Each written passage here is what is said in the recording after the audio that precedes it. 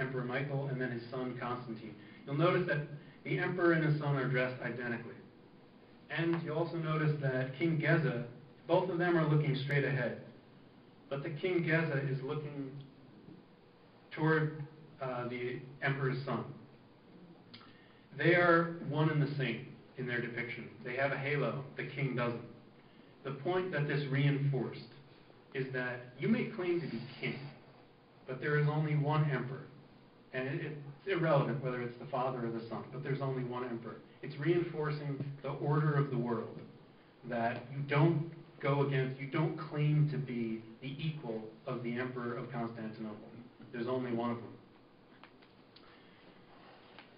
Worst comes to worst, you can always bring people you want to impress to Constantinople. It was the finest city in the world. In the year 1000, it had about 20 times the population of London or Paris. And it also had this, which is, for my money, the most impressive building ever built, the Hagia Sophia. It's hard to get a sense of its size, of its grandeur, unless you go there. But just so you can see, you can put the Statue of Liberty inside without, and there'd still be room above the torch. It's the largest unsupported dome in the world for over 1,000 years.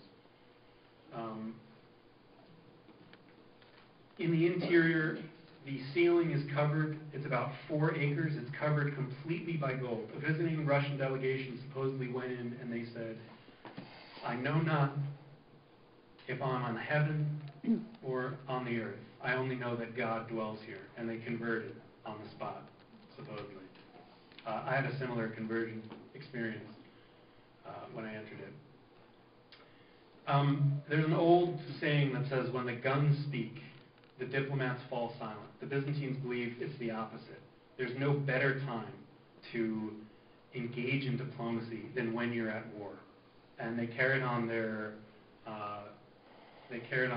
foreign affairs in that manner. The point was not to destroy your enemy, because today's enemy could be tomorrow's ally. So your goal in war is only to convince your enemy to stop fighting, or to fight someone else, or invite their neighbor to attack them so they don't attack you. There's a million ways to do it. If you look at the history of Armenia, for example, they controlled Armenia not by military power, but by sending a eunuch with a bag of gold, bribing this tribe to attack that tribe, to attack that tribe, and keep them all divided. They were masters at divide and conquer. They also built what's called the Byzantine Commonwealth. They knew they couldn't have physical, political power, so they settled for cultural and spiritual power. 2 monks, Cyril and Methodius, were sent to convert the Slavs. They found that they had no language, so they made up one. It's called Old Glagolitic. The language Cyrillic is named in St. Cyril's honor, obviously. The problem is that created a Cold War with the West, because the Pope was also trying to convert the Slavs. And the West and East had drifted so far apart. There is now jealousy. There's a religious differences going on. And the West became more and more hostile toward Byzantium. Then came the Crusades, when the West began to go on the offensive. A Byzantine emperor actually wrote a letter that sparked the First Crusade. He wanted a few mercenaries. He got half of Europe. And the first thing the Crusaders did was they came to Constantinople, and the Emperor Alexius had to shuttle them back and forth. Seeing that city had a profound effect on the Crusaders. And the Byzantines always thought, these Crusaders aren't really coming to help us.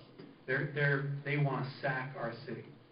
And in 1204, during the so-called Fourth Crusade, it was proved disastrously correct. When the Crusaders came in and sacked the city, the Venetians, who would know about these things, claimed that 1/4 of all the gold in the world was in that city. This was the last sort of crown jewel of the Byzantine Empire, the last city that had never been sacked. And its emperors brought all the great treasures of the ancient world to Constantinople. If you've ever been to the Parthenon, and you wonder what happened to that giant statue of Athena that used to be in the Parthenon, it ended up in Constantinople. It was facing west, and supposedly the Byzantines thought it was beckoning the Crusaders, so they destroyed it in an attempt to keep the Crusaders out. That's one on the Byzantines. The rest is on the Crusaders. You can still go today to St. Mark's in Venice. By the way, St. Mark's is a replica, more or less, of a church in Constantinople. And they took those 4 horses, which used to be on the hippodrome, above the entrance to the hippodrome, and you can see replicas now, or the originals inside the church when you go to St. Mark's. St. Mark's is basically a tribute to stolen Byzantine things, literally. From the mosaics to the cornerstone to the decorations, it's things that were taken, and that was a tiny, tiny, tiny fraction of what was taken. The rest was melted down or just destroyed. The imperial mausoleums were hacked open. Supposedly, when they broke open the Emperor Justinian's tomb, he was so well preserved that they stopped for a second. Then they tossed him out and rummaged for some money. Somehow the empire continued to last for 250 years beyond that. Unfortunately, the writing was sort of on the wall, and the Ottoman Turks kept coming and coming and coming, and eventually surrounded the city of Constantinople and even went beyond it. On the morning of May 29th, 1453, it was a Tuesday, which is why Tuesday is still considered to be an unlucky day in some parts of the world. The Turks brought up their secret weapon. That's a smaller version of it. It's a monster cannon, the first time really that gunpowder had been used in a major siege. This cannon could fire a stone ball weighing over a ton, over a mile. And the Sultan had many cannons, and he just pounded away, and eventually a section of the walls gave out. The last emperor, Constantine XI, died as an emperor should, with his boots on, jumped into the fray. It was never seen again. By the way, the main highway, if you're going to Constantinople today, the main highway that you enter the city goes through that entrance that they bombarded.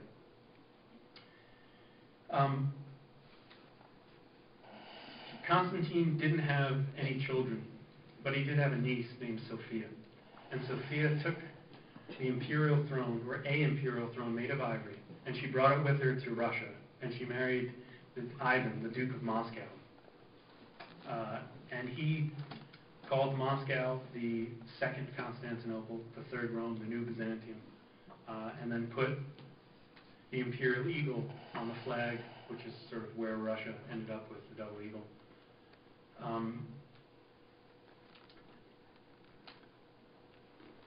The Byzantine Empire survives today in places like Meteora and, of course, Mount Athos. The entire Greek world, in a way, reflects the Byzantines.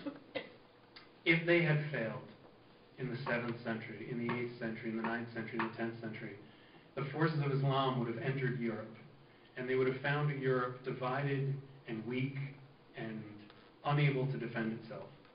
And had they taken Europe, obviously, history would be vastly different. So in a way, the Byzantine Empire made possible the West. So what thanks did the West give the Byzantine Empire? Montesquieu, the Enlightenment writer, wrote, in talking about Byzantine history, it's nothing but a dull mix of rebellion, sedition, and treachery. Napoleon called it a joke to posterity.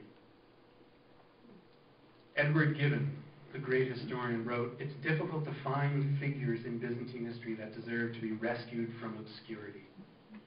And my personal favorite, that inveterate critic Voltaire, wrote, Byzantine history is an embarrassment to the human mind.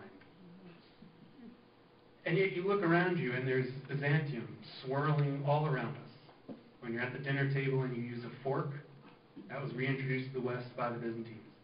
If you go to the Dome of the Rock, if you go to St. Petersburg and see the onion domes, if you go to St. Mark's, if you go to Aachen, you'll see all of those were built as imitations of the Byzantines or in using Byzantine labor. If you like art The blues, the famous blues of Giotto, were influenced by the Byzantines. Of course, El Greco was Greek. If you think about our law,